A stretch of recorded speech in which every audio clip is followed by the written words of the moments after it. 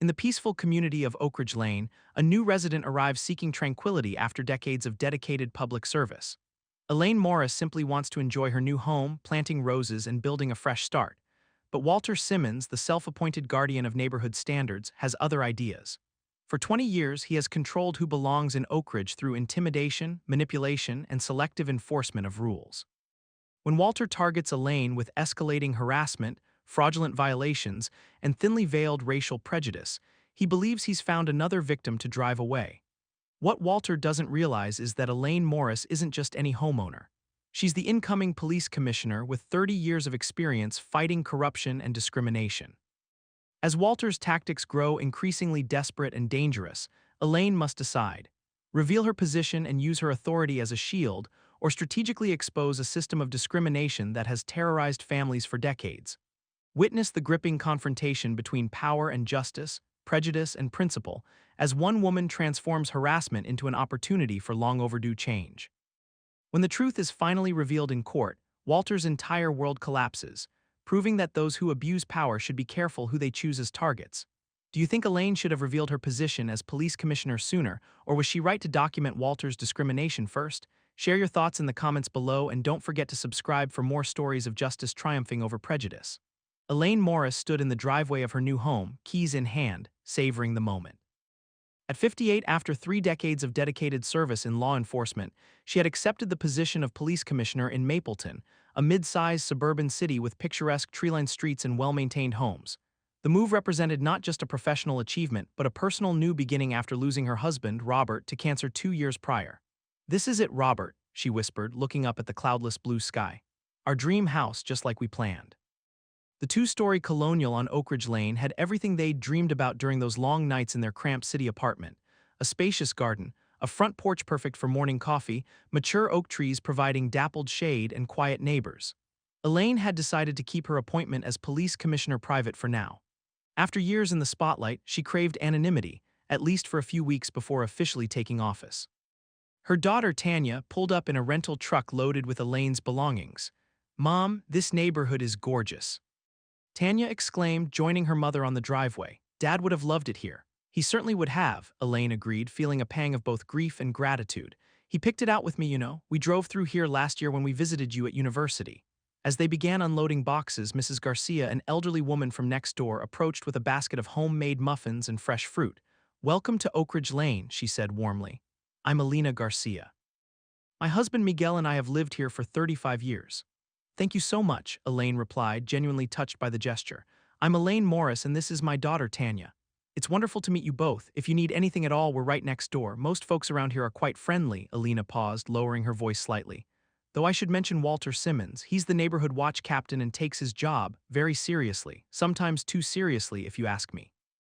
Elaine smiled politely. "Every neighborhood has one, I suppose. Walter's been here almost as long as we have. Retired bank manager widower has too much time on his hands now. Just be prepared for a visit. He inspects all new residents," Elena said, raising her eyebrows meaningfully. After Elena left, Elaine and Tanya continued unpacking. By late afternoon, the essential furniture was in place and Elaine's home office was set up. She placed a framed photograph of herself and Robert on the desk, alongside another of her receiving her first promotion in the police department. "Are you sure you want to keep your position quiet for now?" Tanya asked, helping her mother organize her books. "It might make settling in easier if people know." Elaine shook her head. "I've spent my whole career being commissioner or chief or detective. For once, I just want to be Elaine, at least for a little while. The department announced I'd be starting in a month, so I have time to just be a regular neighbor first." Their conversation was interrupted by the doorbell. Through the frosted glass beside the front door, Elaine could make out the silhouette of a tall man. "Bet that's your Walter Simmons," Tanya whispered with a smirk. Elaine opened the door to find a man in his mid-60s with thinning gray hair combed meticulously to one side. He wore khaki pants and a polo shirt with a small badge pinned to it reading Oakridge Neighborhood Watch Captain. "Good afternoon," he said, his smile not quite reaching his eyes as they flicked over Elaine, then Tanya, then back to Elaine. "Walter Simmons, Neighborhood Watch Captain. I like to personally welcome all new residents and provide them with our community guidelines." He extended a thick binder toward Elaine, who accepted it with a polite smile. "Thank you, Mr. Simmons. I'm Elaine Morris. This is my daughter, Tanya, who's helping me move in." Walter's gaze lingered on Tanya briefly before returning to Elaine. "Morris, you said, and you've purchased this home. Something in his tone made Elaine straighten her shoulders, a reflexive posture she developed during decades of dealing with difficult personalities in law enforcement. Yes, that's correct. I closed on it last month. I see. Well, as you'll find in Section 3 of the guidelines, we maintain very specific standards in Oakridge: lawn care, exterior paint colors, holiday decorations, all regulated to maintain property values. His eyes drifted past her into the home. I notice you have quite a bit of furniture being moved in. Our neighborhood ordinances prohibit extended parking of commercial vehicles, including moving trucks, beyond 7 p.m. We'll be finished well before then, Elaine assured him. Excellent, and what brings you to Oakridge, Ms. Morris? Retirement.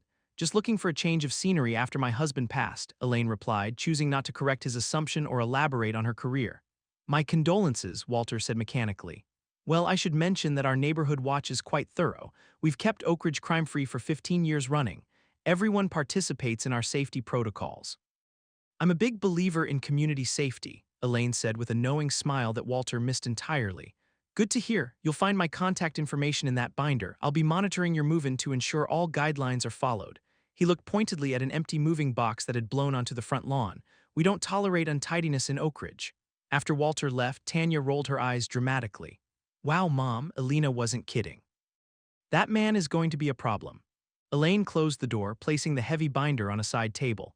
I've dealt with far worse in my career, sweetie.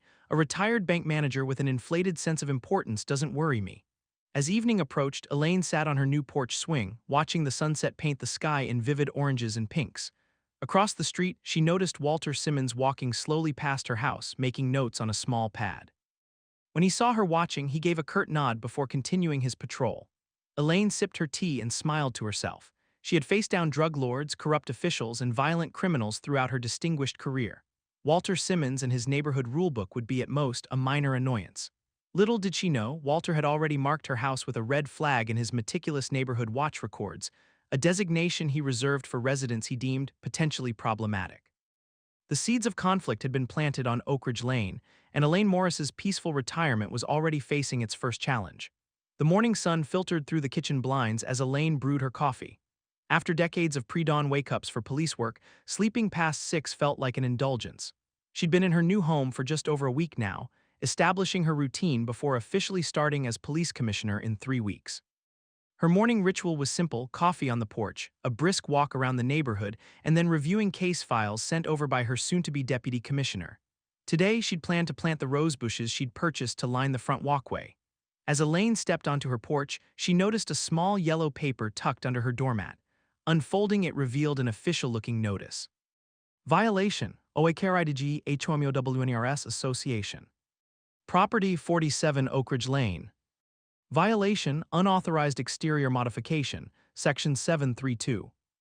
Details: installation of security camera without prior approval. Action required: remove unauthorized equipment within 48 hours. Contact Walter Simmons, HOA Enforcement Committee. Elaine frowned, examining the discreet security camera she'd installed above her front door, standard protocol for any law enforcement official who might handle sensitive cases from home. Ridiculous, she muttered, tucking the notice into her pocket. She'd barely settled into her porch chair when Walter Simmons appeared at her front gate, clipboard in hand. Morning, Ms. Morris, Walter called out with forced pleasantness. I see you've received our notice. Elaine set down her coffee cup. Good morning, Mr. Simmons. Yes, I found it. Walter unlatched the gate without asking permission and strode up the walkway. I noticed the camera installation yesterday evening. All exterior modifications require HOA approval. The application process typically takes 4 to 6 weeks. 4 to 6 weeks for a security camera? Elaine raised an eyebrow. Rules are rules, Ms. Morris. They protect everyone's property values. Walter glanced around her yard critically. I also notice you're planning some landscaping. Those rose bushes by your garage, they'll need approval too. Elaine smiled thinly. Mr. Simmons, I've reviewed your HOA guidelines thoroughly. Section 12.4 specifically states that security measures, including cameras not exceeding 6 inches in diameter, are exempt from the approval process due to homeowner safety considerations. Walter's expression tightened. You've misinterpreted that clause. It only applies to. I'm quite confident in my interpretation, Elaine interrupted politely but firmly. I've dealt with legal documents my entire career. Your career? Walter's eyes narrowed. And what might that be? Elaine hesitated. She wasn't ready to reveal her position yet, preferring to establish herself as just another neighbor first. Government work. Now about those rose bushes. Standard landscaping falls under permissible modifications without prior approval, according to Section 8.2. Walter's face reddened slightly. I see you're going to be difficult, Ms. Morris. That's unfortunate. We value cooperation in Oakridge. I value cooperation too, Mr. Simmons. I also value accurate interpretation of rules. She took a sip of her coffee, maintaining eye contact. 20 years of interrogating suspects had taught her the power of a steady gaze. Walter shifted uncomfortably. While you may believe you understand our regulations, I've enforced them for 15 years. The committee tends to defer to my judgment on these matters. I'm sure they do, Elaine replied evenly. Now, if you'll excuse me, I have gardening to attend to. Walter didn't move. There's another matter, Ms. Morris. Several neighbors have expressed concerns about your visitors. Visitors? Elaine asked, genuinely confused. Yes, a group of men, mostly minorities, visiting late yesterday afternoon. Our neighborhood has strict policies about commercial activities and solicitation. Elaine stared at him. Those were my brothers and nephews helping me assemble furniture, Mr. Simmons.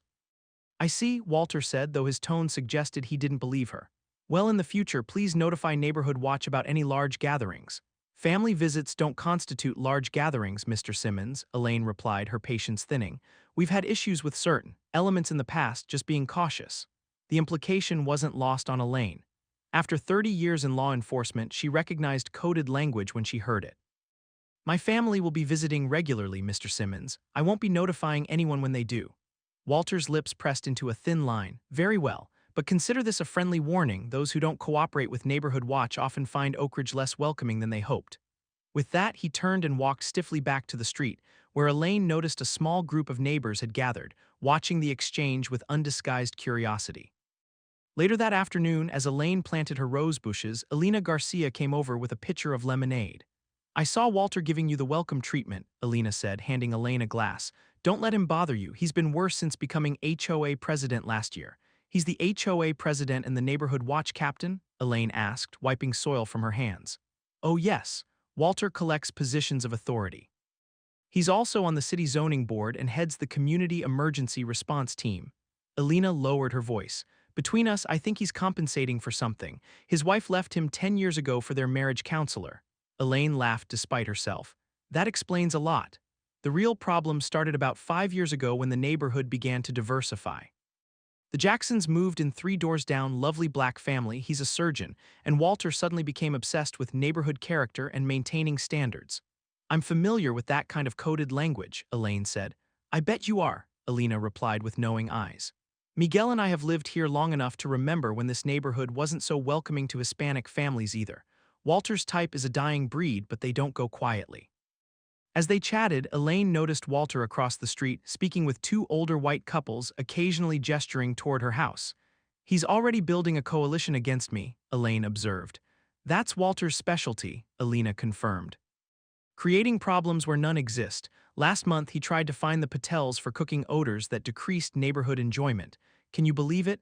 What happened? The HOA board actually rejected his complaint. Even his allies thought that was too far. Elena smiled mischievously. Though I suspect they were more worried about the legal implications than doing what's right. After Elena left, Elaine continued gardening, occasionally aware of neighbors walking by, some offering friendly waves, others clearly there to inspect the newcomer Walter had deemed problematic. Around dusk, as Elaine cleaned her gardening tools, a police cruiser pulled up in front of her house. 2 officers stepped out, one middle-aged white man and a younger black woman. Ms. Morris, the male officer called. I'm Officer Daniels, this is Officer Williams. We received a complaint about unauthorized landscape modifications that might be affecting public utility access. Elaine set down her trowel and smiled. Officers, I've planted rose bushes 3 feet from any utility lines, well within code regulations.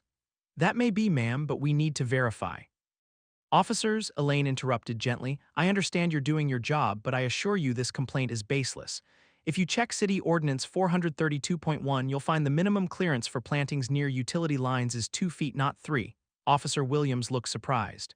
You know the ordinance number, Elaine smiled. I'm familiar with city codes. She considered her next move carefully. She could reveal her identity now and end this harassment immediately, but that would drastically change how everyone in the neighborhood treated her. She wasn't ready for that yet. Look, ma'am, Officer Daniels continued, we still need to document this visit. May I see some identification? Of course. Elaine retrieved her wallet from inside. She intentionally handed them her regular driver's license rather than her law enforcement credentials. As the officers checked her ID, Elaine noticed Walter Simmons watching from across the street, a satisfied expression on his face. Officer Williams handed back the license, looking slightly uncomfortable. "Everything seems in order, Ms. Morris. I apologize for the interruption." "No need to apologize, officer. You're just doing your job," Elaine replied warmly. Then, lowering her voice, she added, "Though you might want to verify complaints more thoroughly before dispatching officers in the future. Some people abuse the system."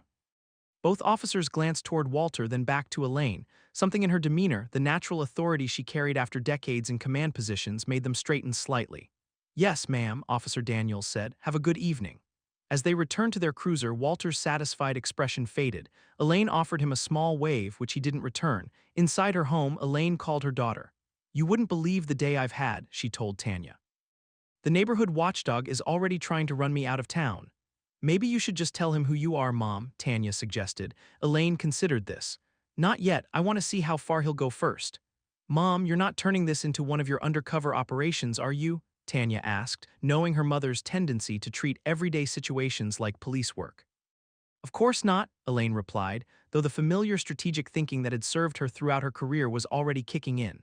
"But if Walter Simmons wants to play games, he should know I've never lost one." That night, as Elaine reviewed her notes for her upcoming commissioner position, she heard a car door slam outside.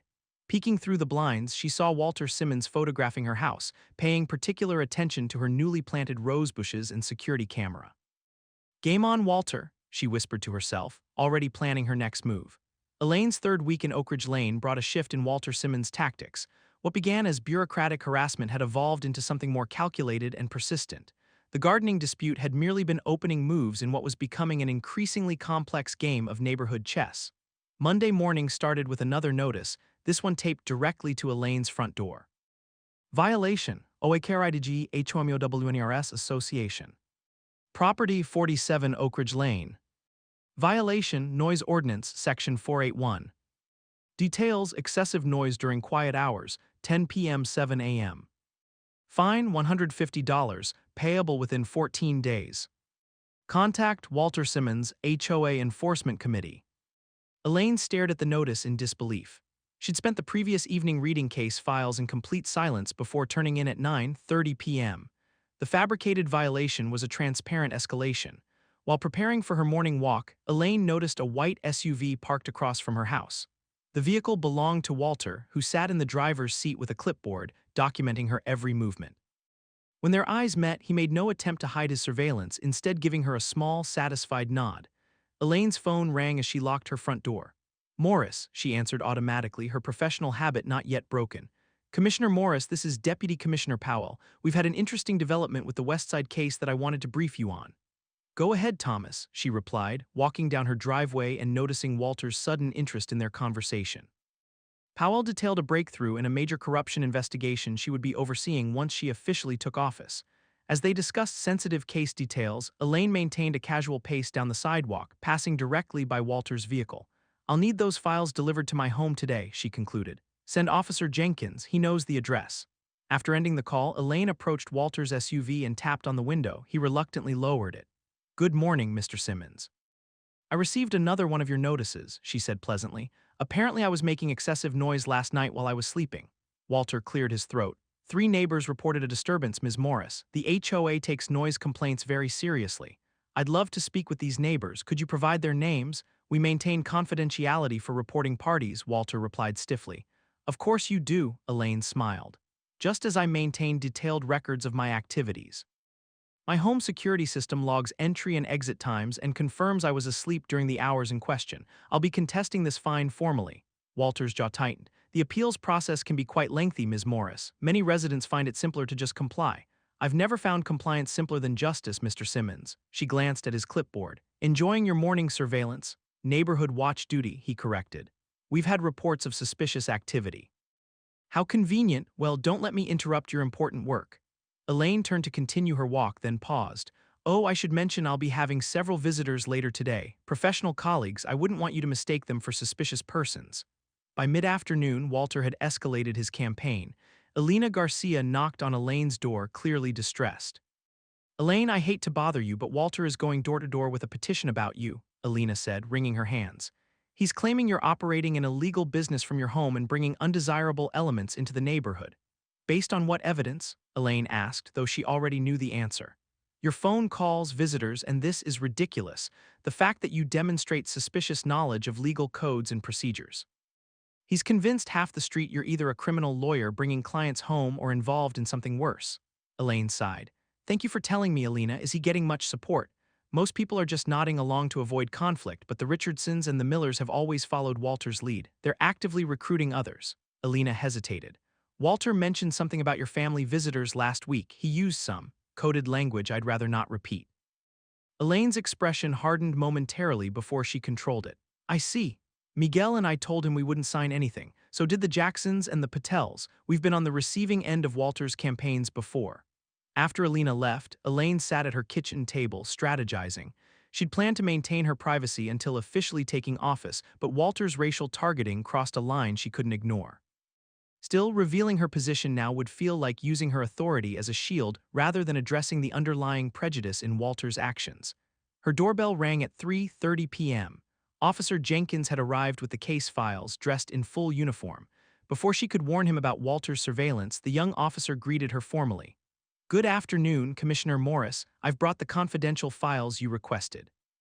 From her peripheral vision, Elaine noticed Walter standing near his mailbox, watching the exchange with sudden intense interest. Thank you, Officer Jenkins. Please come in, she replied, maintaining her composure despite knowing her cover was effectively blown. Inside, she quickly briefed Jenkins on the situation. I've got an overzealous neighbor who's been harassing me. He just overheard you call me Commissioner. Jenkins looked mortified. I'm so sorry, ma'am, I didn't realize. It's not your fault, Elaine assured him. This was bound to happen eventually. Let's review these files and then I'll deal with Mr. Simmons. An hour later, after Jenkins departed, Elaine's phone began ringing. First Elena, then other neighbors, all with the same message. Walter was now telling everyone she had falsely claimed to be a police commissioner and was impersonating law enforcement, a serious crime. Rather than immediately confronting Walter, Elaine made a strategic call to Deputy Commissioner Powell. Thomas, I need a favor. Could you send over a patrol car in about 20 minutes? Nothing urgent, just a document delivery. And make sure they address me by my title when they arrive. At precisely 5:15 p.m., a police cruiser pulled up in front of Elaine's house. By this point, Walter had assembled a small group of supporters on his front lawn across the street, all watching intently. Two uniformed officers approached Elaine's door with a sealed envelope. Commissioner Morris, the senior officer said clearly as Elaine opened the door, his voice carrying across the quiet street. Deputy Commissioner Powell asked us to deliver these documents for your signature. Thank you, officers, Elaine replied, matching his volume. While you're here, I'd like to report ongoing harassment and potential misuse of HOA authority. Could you take a preliminary statement? The officers exchanged glances. Of course, Commissioner. Across the street, Walter's gathering had fallen silent. Through her open door, Elaine could see him frantically checking his phone, likely searching for information about her. After the officers departed, Elaine waited for Walter's inevitable approach. It came within minutes, Walter marching across the street alone, his earlier supporters having suddenly found pressing business elsewhere. Ms. Morris, he began stiffly at her doorstep, there seems to be some confusion about your identity. No confusion at all, Mr. Simmons, Elaine replied calmly. I am indeed the incoming police commissioner for Mapleton.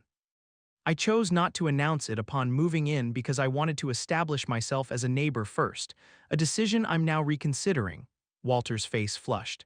I find that difficult to believe. The commission appointment wasn't announced to include a black woman, Elaine finished for him. The announcement was made last month, Mr. Simmons. My official start date is 2 weeks from now. Walter's expression cycled through disbelief, shock, and finally a poorly disguised alarm. If that's true, then your failure to disclose your position to the HOA and Neighborhood Watch represents a serious breach of transparency.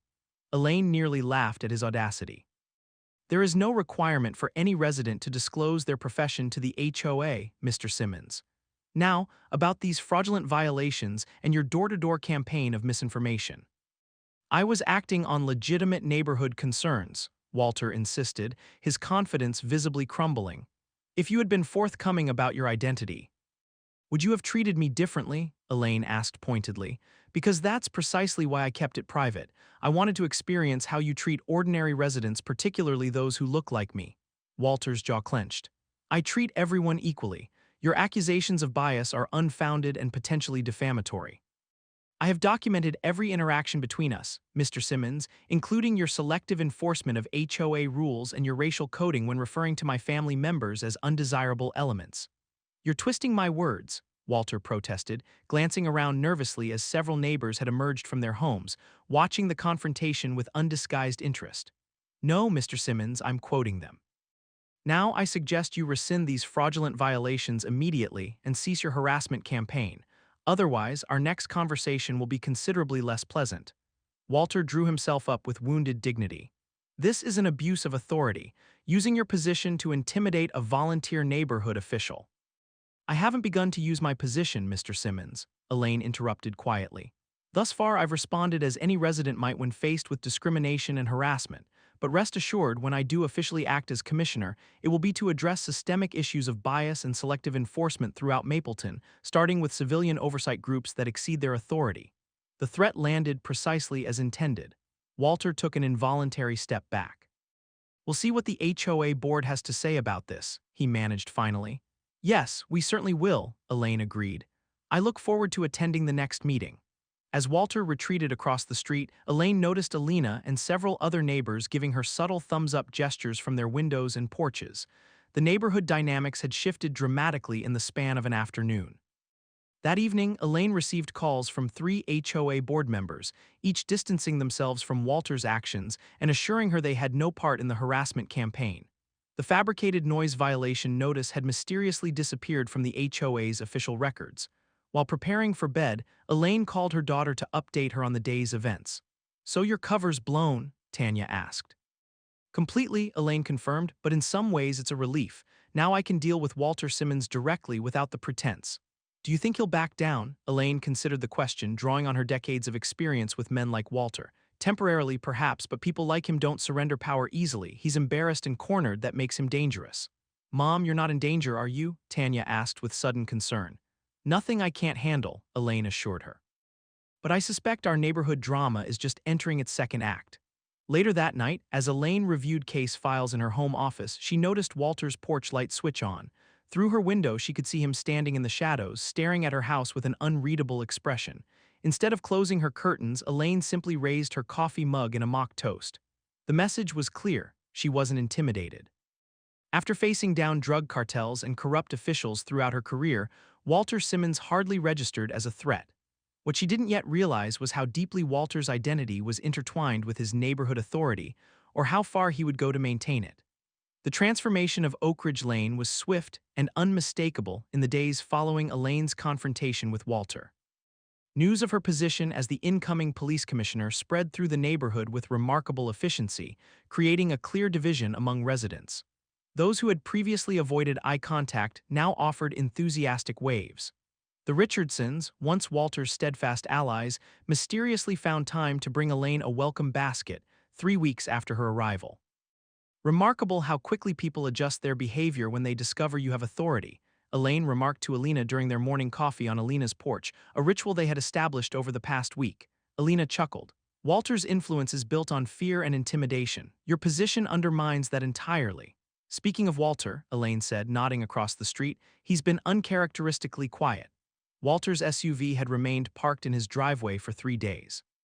His usual neighborhood patrols had ceased, and the Neighborhood Watch in Progress placard that typically sat on his dashboard was conspicuously absent. "He's regrouping," Alina warned. "I've seen this before. Walter retreats, researches his opponent, then returns with a new strategy." Alina's prediction proved accurate. That afternoon, Elaine received an official letter, not from the HOA this time, but from the Mapleton City Council. "Dear Ms. Morris, the City Council has received a formal ethics complaint regarding your recent appointment as police commissioner. The complaint alleges misrepresentation of qualifications and potential conflicts of interest. Per Council Procedure 37B, an investigation has been initiated and a hearing scheduled for September 15th at 2 p.m. Until this matter is resolved, we request that you delay assuming your official duties. Sincerely, Gregory Palmer, City Council Secretary." Elaine immediately phoned the City Council office. "This is Elaine Morris. I just received a notice about an ethics complaint. I'd like to speak with Council Secretary Palmer." After a brief hold, a confused-sounding man came on the line. "Ms. Morris, this is Greg Palmer. I'm afraid I don't know anything about an ethics complaint or any letter sent to you." Someone forged your signature on an official-looking document, Elaine explained, her suspicions confirmed. That's a serious offense, Palmer replied, alarmed. Could you forward me this document? I'll need to report this to the council president and legal department immediately. After ending the call, Elaine examined the letter more carefully.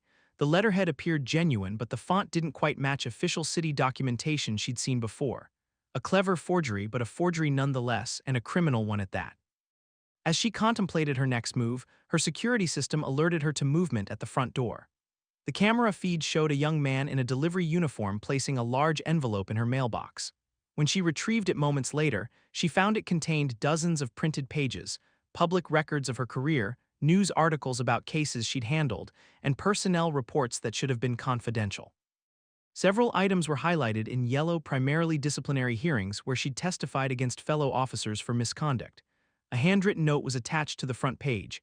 "Is this who we want overseeing public safety?" The implied threat was clear. Someone, almost certainly Walter, had not only forged an official government document but had also accessed restricted personnel files. The escalation crossed from harassment into potentially criminal territory. Elaine called Deputy Commissioner Powell.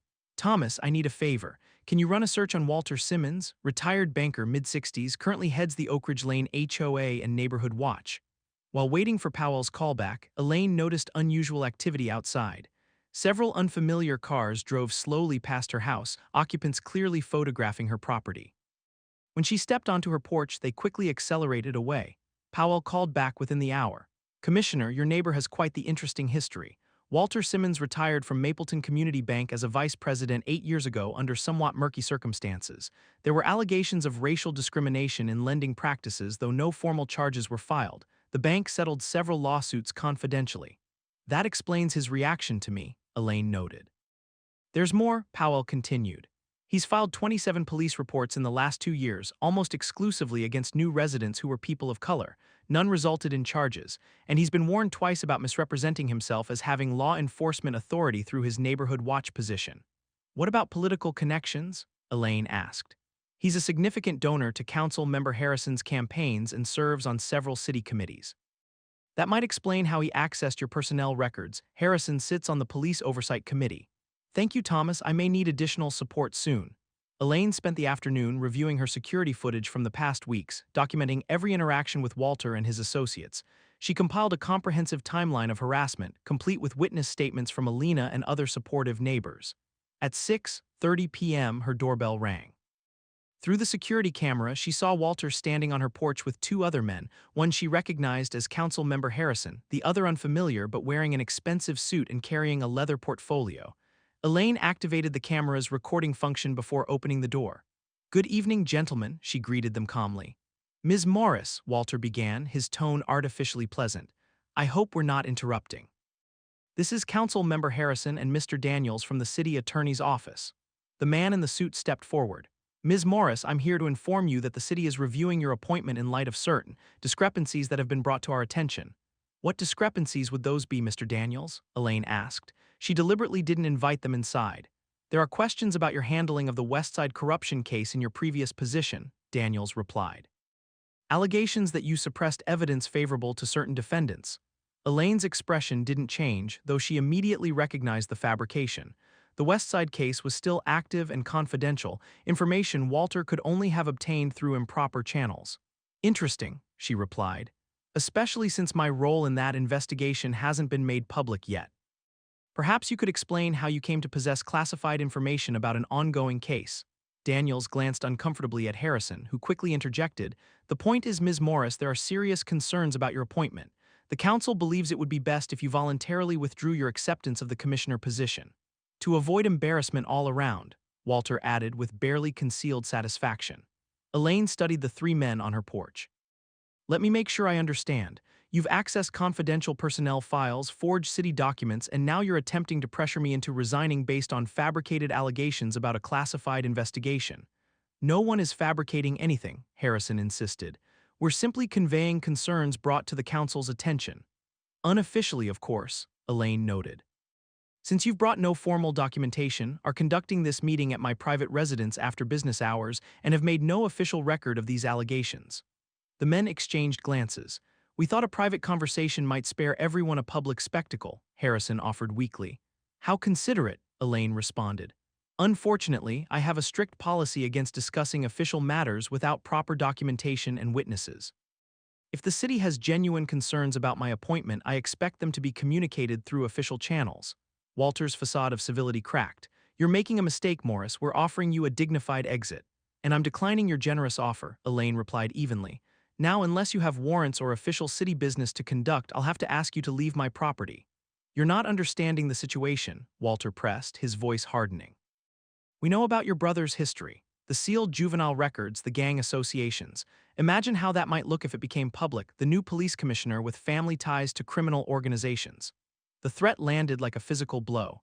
Elaine's younger brother had indeed had trouble as a teenager, minor offenses that had been expunged when he turned 18. He'd gone on to become a respected community organizer, working with at-risk youth. The records were sealed and protected by law. For the first time, Elaine felt genuine anger rise within her. Walter had crossed from harassment into extortion and had threatened her family to do it. Mr. Simmons, she said, her voice dangerously quiet, you've just committed several felonies in front of witnesses. Extortion, misuse of sealed records. Conspiracy to interfere with a public appointment. If you value your freedom, I suggest you leave now while that's still an option. Harrison, sensing the dangerous turn in the conversation, tugged at Walter's arm. We should go. Walter shook him off. You don't intimidate me, Morris. You're not commissioner yet, and after we present our evidence to the full council, you never will be. Walter, Harrison hissed urgently. That's enough. Elaine reached for her phone. You have 30 seconds to leave my property before I call for officers to remove you. Walter stepped closer, lowering his voice. You people always play the victim when you're challenged. This neighborhood was fine before your kind started moving in. I've protected Oakridge for 20 years, and I won't let some affirmative action appointment change that. The mask had finally dropped completely. Elaine held his gaze steadily, recording every word. 10 seconds, Mr. Simmons. Harrison and Daniels were already retreating to the street, but Walter remained, glaring at her with undisguised hatred. This isn't over, he promised before finally turning away. No, Elaine agreed quietly. It certainly isn't. After they left, Elaine called Powell again. Thomas, I need arrest warrants prepared for Walter Simmons, council member James Harrison, and a city attorney named Daniels. Charges will include extortion, harassment, accessing sealed records, conspiracy, and forgery of government documents. That's going to cause an earthquake at City Hall, Powell warned. I'm counting on it, Elaine replied. Also, I'll be coming in tomorrow to officially begin my duties 2 weeks early. What about the transition period you planned? It just ended, Elaine said firmly. Send a squad car to my house tonight for security and have the department's digital forensics team ready first thing tomorrow. We're going to need to trace how they access sealed records. After ending the call, Elaine sat on her porch, watching as neighbors peered curiously from windows and doorways. The confrontation had drawn significant attention. Elena rushed over as soon as Walter's group had driven away. Elaine, are you all right? I saw Harrison and Walter. That can't have been good. It wasn't, Elaine confirmed. But it was necessary. Walter finally showed his true colors on camera with witnesses present. What will you do now? Elaine smiled grimly.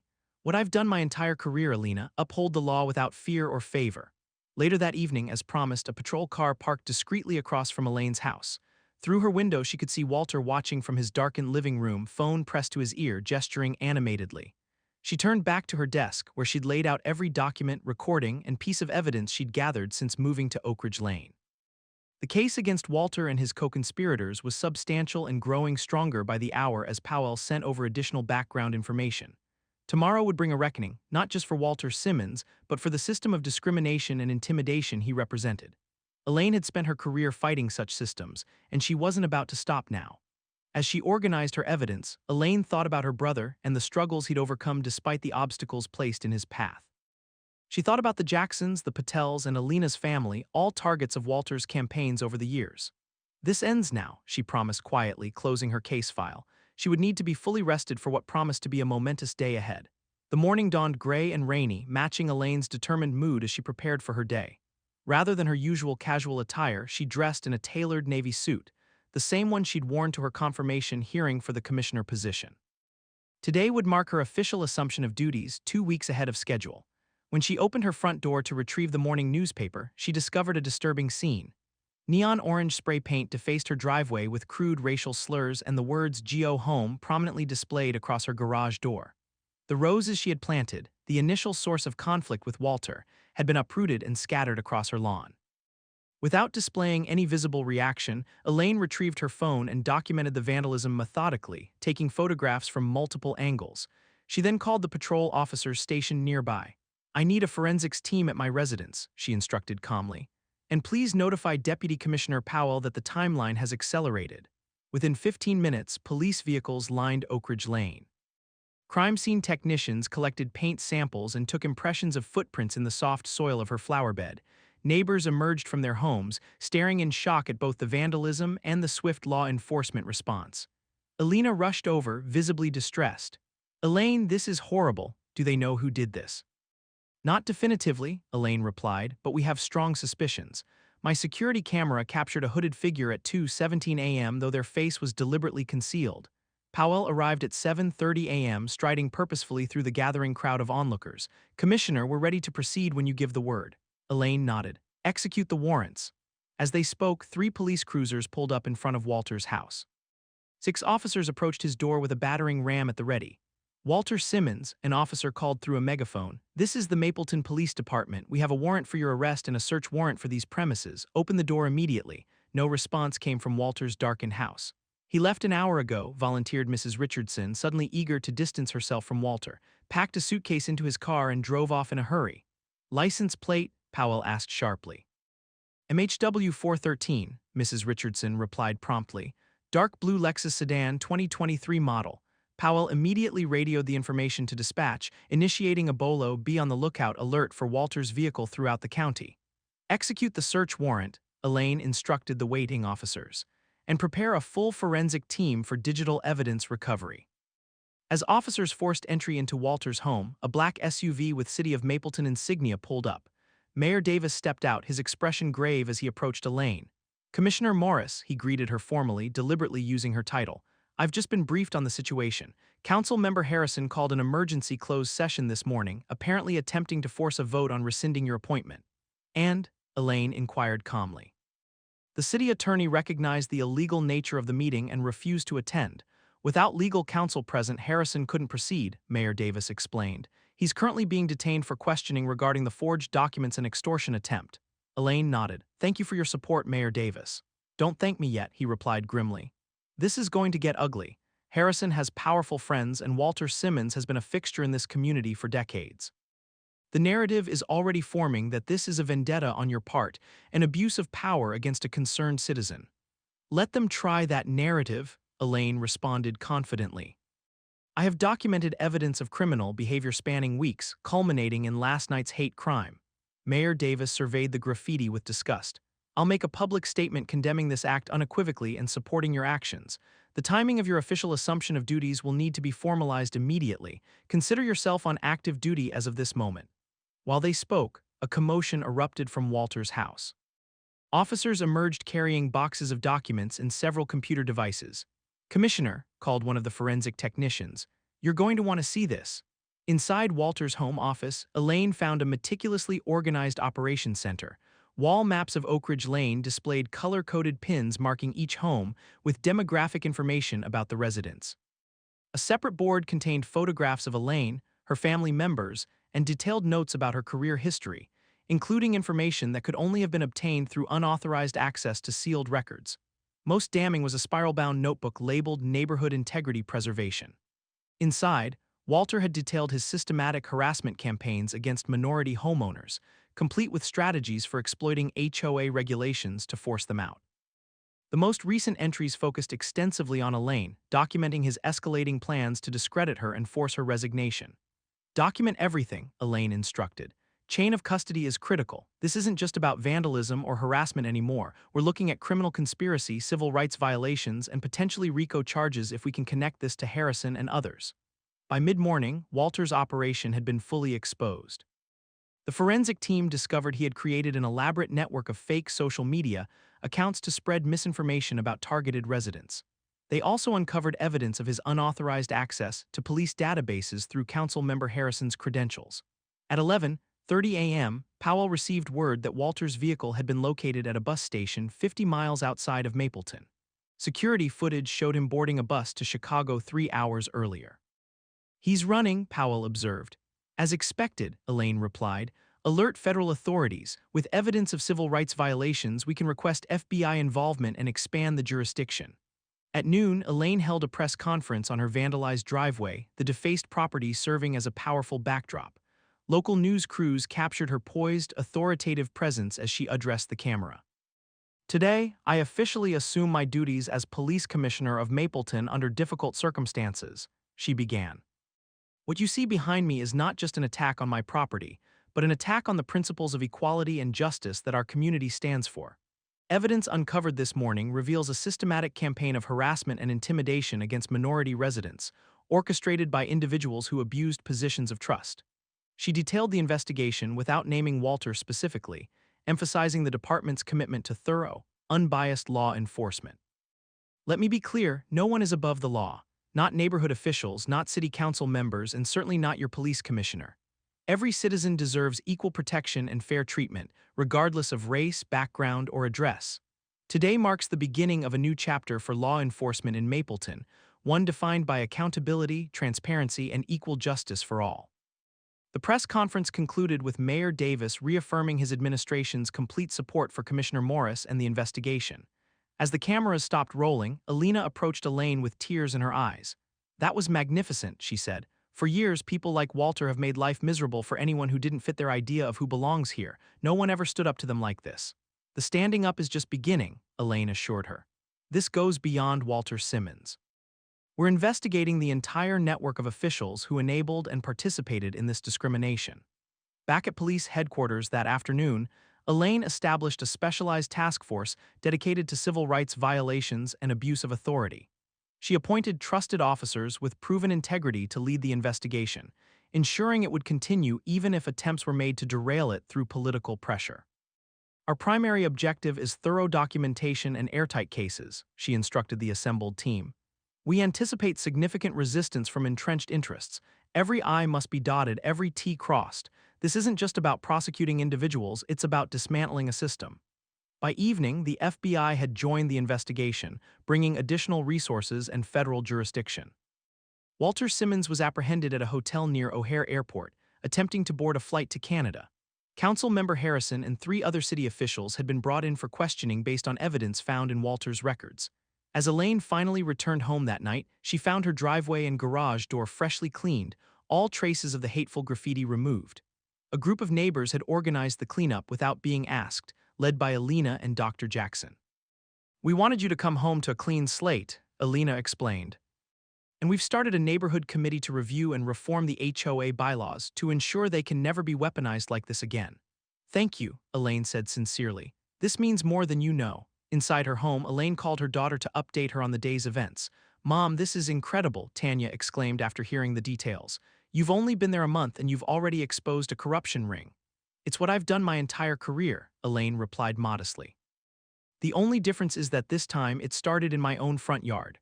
"Are you still planning to install those rose bushes again?" Tanya asked. Elaine smiled, thinking of the symbolic significance.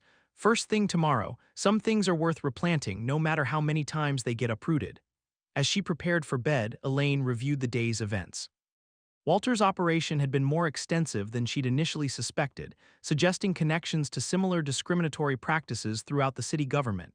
The investigation would likely expand significantly in coming weeks. Her phone buzzed with a text from Powell, federal prosecutor assigned to the case. They're treating it as a major civil rights investigation. Elaine smiled with satisfaction. Walter had chosen the wrong person to target with his harassment campaign. His attempt to protect his vision of the neighborhood had instead exposed years of systematic discrimination and would ultimately lead to meaningful reform. Tomorrow would bring new challenges, dealing with the press, managing the investigation, and officially beginning her tenure as commissioner under the shadow of scandal. But for tonight, Elaine could take satisfaction in knowing that justice was already in motion. Outside her window, the patrol car remained vigilant, its presence a reminder that the battle wasn't over. Walter's allies would regroup, the narrative would be contested, and challenges to her authority would continue. But with every piece of evidence secured and every witness statement recorded, her strategic response was building an irrefutable case. The system Walter had exploited for years was being dismantled, piece by piece, through methodical, legal channels, exactly as Elaine had planned from the moment she recognized the pattern of his harassment. Her strategic thinking, honed through decades of law enforcement work, had transformed his attack into an opportunity for genuine systemic change. As rain tapped gently against her window, Elaine drifted off to sleep, already planning her next moves in the chess game that Walter had foolishly initiated. A game he had lost the moment he underestimated the strategic mind of Commissioner Elaine Morris. The Mapleton County Courthouse hummed with anticipation as spectators filled every available seat in Courtroom 3A after 3 months of investigation, arrests, and preliminary hearings. The case of State v. Simmons had become the focal point of regional attention. Today marked the beginning of testimony in what local media had dubbed the Oakridge conspiracy trial. Elaine Morris sat in the front row behind the prosecutor's table, her posture impeccable despite the weight of the moment. She had recused herself from direct involvement in the case to avoid any appearance of a personal vendetta, but her presence sent a clear message about the department's commitment to seeing justice served. Walter Simmons sat at the defense table, flanked by 2 attorneys from a prestigious firm known for representing high-profile clients. His once confident demeanor had given way to a pinched, anxious expression. Beside him, council member Harrison appeared equally uncomfortable, repeatedly loosening his collar as the courtroom filled. "All rise for the Honorable Judge Amelia Reynolds," announced the bailiff. Judge Reynolds, a well-respected jurist with 20 years on the bench, surveyed the packed courtroom with a measured gaze. "Be seated," she instructed. "Before we begin today's proceedings, I want to remind everyone that this court will maintain strict decorum. The serious nature of these charges demands our utmost professionalism." District Attorney Marcus Washington rose. "The state calls Commissioner Elaine Morris as its first witness." A hush fell over the courtroom as Elaine took the stand and was sworn in. Unlike her previous court appearances in full uniform, today she wore a simple navy dress suit, appearing as the citizen victim rather than the law enforcement official. "Commissioner Morris," Washington began, "could you please describe for the jury when you first moved to Oakridge Lane and your initial interactions with the defendant, Walter Simmons?" Elaine recounted her arrival in the neighborhood, Walter's immediate scrutiny, and the escalating pattern of harassment with the precision and detail of a seasoned law enforcement officer. As she spoke, the prosecutor displayed her methodically documented timeline on screens visible to the jury and gallery. "And you chose not to immediately reveal your position as the incoming police commissioner. Why was that?" Washington asked. "I wanted to establish myself as a neighbor first," Elaine explained. "Throughout my career, I've observed how people in authority positions are treated differently. I believed I could better understand the community dynamic by maintaining my privacy initially." At what point did the defendant's actions move from what might be considered overzealous HOA enforcement to something more concerning? "When he began specifically targeting my family members based on their race," Elaine replied firmly. "He referred to my brothers and nephews, who were helping me move furniture, as undesirable elements, and suggested I needed to notify Neighborhood Watch about gatherings when they visited. The racial coding was unmistakable to anyone with experience in discrimination cases." For nearly 2 hours, Elaine detailed Walter's escalating campaign, the fraudulent HOA violations, surveillance, forged city documents, and ultimately the vandalism of her property with racial slurs. Her testimony was measured and factual, devoid of emotional embellishment yet powerful in its clarity. During cross-examination, Walter's attorney attempted to portray his client's actions as reasonable concerns about neighborhood safety and property values. "Isn't it true, Commissioner, that you deliberately concealed your position to entrap Mr. Simmons?" the defense attorney suggested. "No," Elaine replied calmly. "I wasn't conducting an investigation when I moved to Oakridge. I was simply looking for a peaceful home. Mr. Simmons's behavior became a matter for investigation only after he committed multiple illegal acts."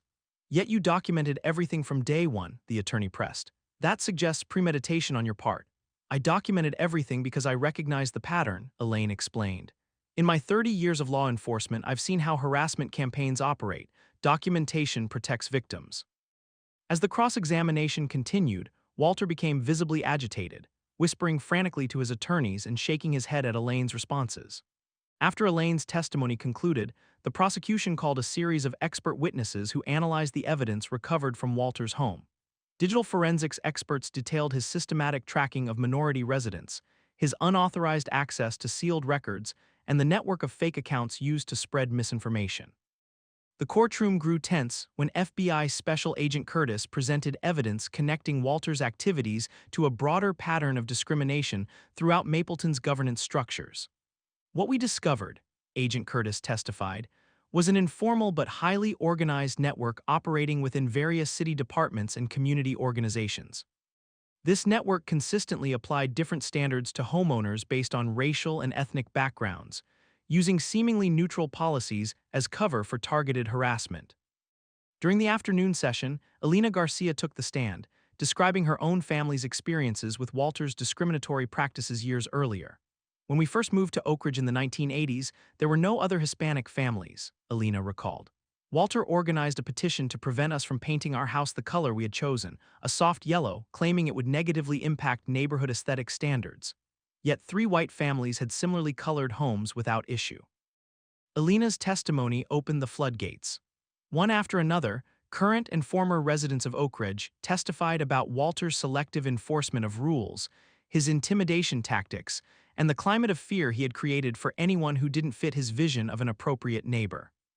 Dr. Miles Jackson, the surgeon who lived 3 doors down from Elaine, provided particularly damning testimony about Walter's efforts to have the Jacksons' teenage son arrested on fabricated trespassing charges when the boy took a shortcut across Walter's lawn.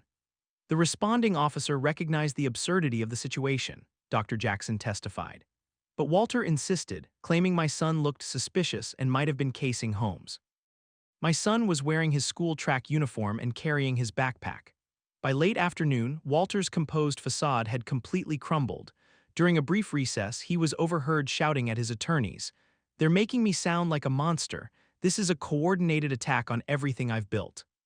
When court resumed, the prosecution played their strongest evidence, the security camera footage from the night of the confrontation on Elaine's porch, when Walter, Harrison, and Daniels had attempted to coerce her resignation. The crystal-clear audio captured Walter's threats regarding her brother's sealed juvenile records and his unguarded statement, "This neighborhood was fine before your kind started moving in." The courtroom fell silent as Walter's naked prejudice played over the speakers. Several jurors visibly recoiled at the venom in his voice. As the day's proceedings drew to a close, Judge Reynolds addressed the gallery. "We will continue tomorrow morning with additional witnesses for the prosecution. Court is adjourned until 9 a.m. Outside the courthouse, reporters surrounded Elaine, requesting comments on the day's testimony. "The evidence speaks for itself," she stated simply. "This case isn't about me personally. It's about ensuring that every citizen receives equal protection under the law, regardless of who they are or where they live." That evening, Elaine hosted a small gathering at her home for the neighbors who had testified. Elena, the Jacksons, the Patels, and several others who had stood against Walter's regime gathered on her back patio, which had been transformed into a pleasant oasis in the months since the investigation began. "I never thought I'd see this day," admitted Mr. Patel, raising his glass in a toast. "For years, we simply accepted Walter's behavior as the cost of living in a nice neighborhood. We didn't believe anything could change." "Change only happens when someone is willing to stand firm," Elaine replied. "You all had the courage to speak your truth today. That matters more than any testimony I could give." Dr. Jackson nodded thoughtfully. "The most powerful moment wasn't the evidence or the recordings, it was seeing Walter's face when he realized how many of us had been documenting his behavior all along. He truly believed he was untouchable." As their conversation continued, Elaine's phone rang. It was Deputy Commissioner Powell. "Commissioner, there's been a development. Walter's attorney has contacted the DA about a possible plea deal." "Already?" Elaine asked, surprised. "We're only 1 day into testimony." "Apparently, Harrison has agreed to testify against Walter in exchange for reduced charges. He's prepared to detail how Walter obtained confidential records and orchestrated the pressure campaign against you and others." "The wall of silence is crumbling," Elaine observed. "What's the DA's position?" "He's willing to consider a plea on some charges, but he's insisting on jail time for the civil rights violations and witness intimidation counts. He wanted your input before proceeding." Elaine considered the implications. A plea would short-circuit the public exposure of the full scope of Walter's activities, but it would guarantee consequences without the uncertainty of a jury verdict. "Tell Marcus I support whatever decision he makes, but I'd prefer to see the full evidence presented. This isn't just about punishing Walter, it's about exposing a system that enabled him for decades." After ending the call, Elaine rejoined her neighbors, who looked at her expectantly. "It seems our Mr. Simmons may be looking for a way out," she explained. "His co-conspirators are turning on each other." "Does that mean the trial will end?" Elena asked, clearly disappointed. "Not necessarily," Elaine replied. "But regardless of how the legal proceedings unfold, the truth has already been revealed. Walter's network of influence has been dismantled, and the HOA is being completely restructured with proper oversight." She gestured to her flourishing garden, where the once uprooted roses now bloomed abundantly. Some good has already come from this ordeal. The neighborhood is having conversations that were long overdue. The following morning, as Elaine prepared to return to court, breaking news flashed across her television screen. SIMMON's case takes dramatic turn, defendant hospitlized after apparent suicide attempt. Powell called moments later to confirm the report. It happened around 4 a.m. His security detail found him unresponsive in his hotel room. He left a note claiming a conspiracy against him and denying any wrongdoing. Is he expected to survive? Lane asked, her law enforcement training automatically kicking in despite her complicated feelings about the man who had targeted her so viciously. Yes, they pumped his stomach in time, but he's under psychiatric evaluation which will delay proceedings. When Elaine arrived at the courthouse, chaos reigned. Reporters swarmed the steps, competing for details about Walter's condition and the implications for the trial. Inside, the prosecution team huddled with defense attorneys and Judge Reynolds in chambers. District Attorney Washington emerged to brief Elaine privately.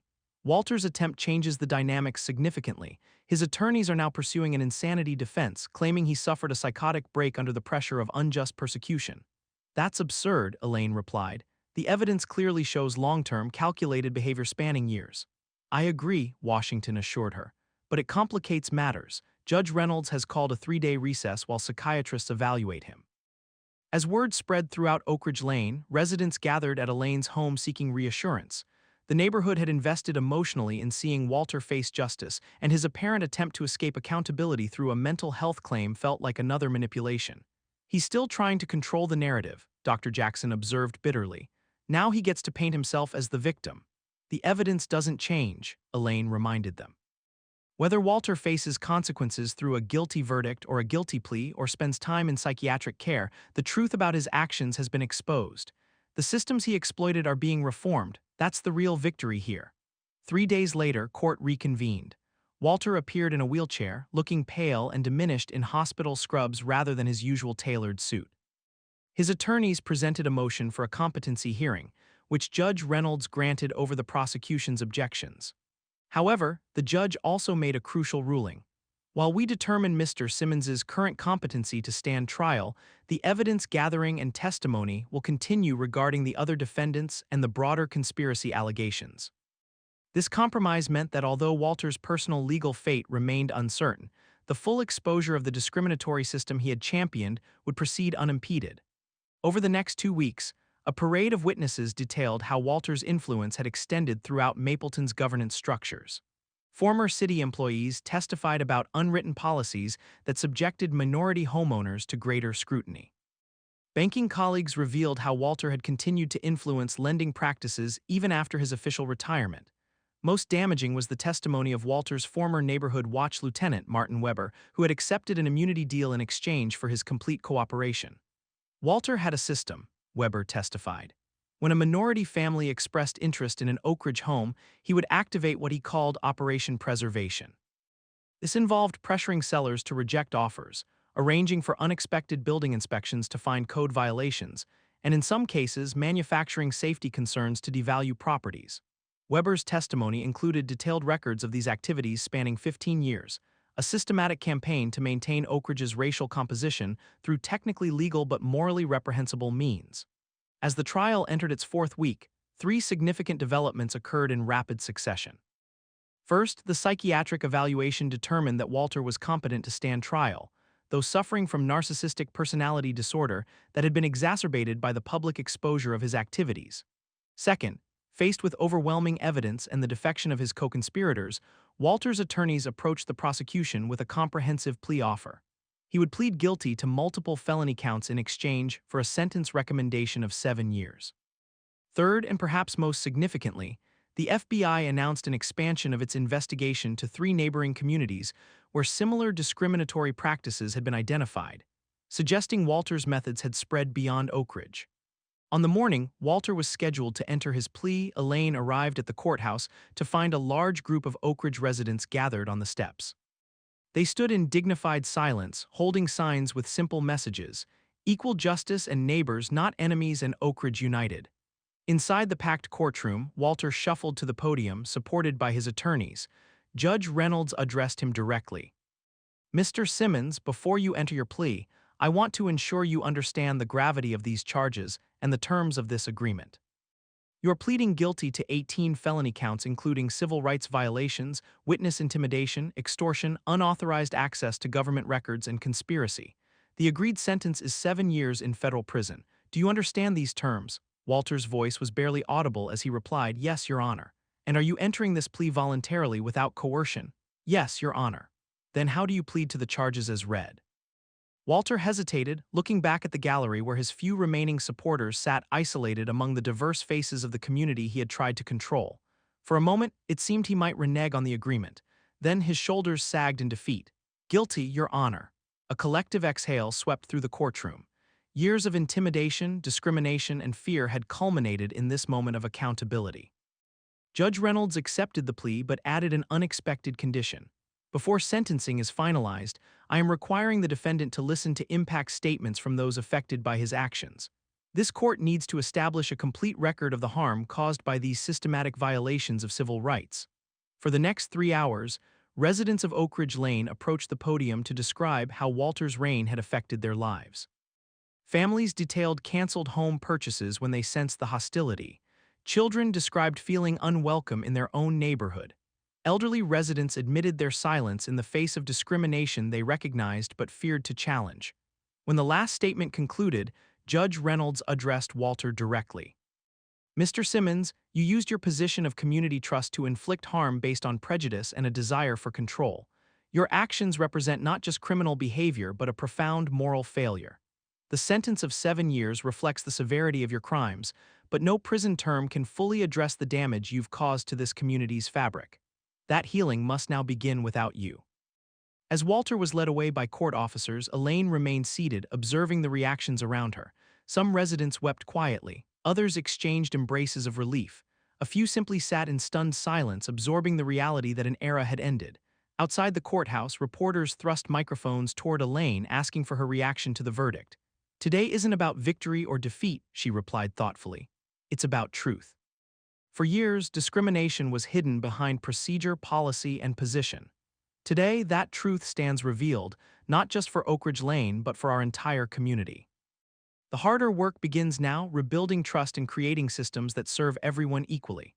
As she walked to her car, Alina fell into step beside her. "It's really over," Alina marveled. "After all these years." "This chapter is over," Elaine corrected gently, "but the story continues. Walter Simmons didn't create racism in Mapleton, he simply exploited it. Our responsibility now is to address the conditions that allowed him to thrive for so long." Alina nodded in understanding. "At least now we can have that conversation honestly, without pretending the problem doesn't exist." "Exactly," Elaine agreed. "The truth had to be revealed before healing could begin." As they parted ways, Elaine glanced back at the courthouse where justice had finally been served. Walter Simmons had lost everything: his freedom, his reputation, his power. But Oakridge Lane had gained something far more valuable: the truth about its past and the opportunity to create a more just future. The revelation had been painful, messy, and at times dangerous. But as Elaine had learned throughout her long career in law enforcement, truth was always the essential first step toward genuine justice.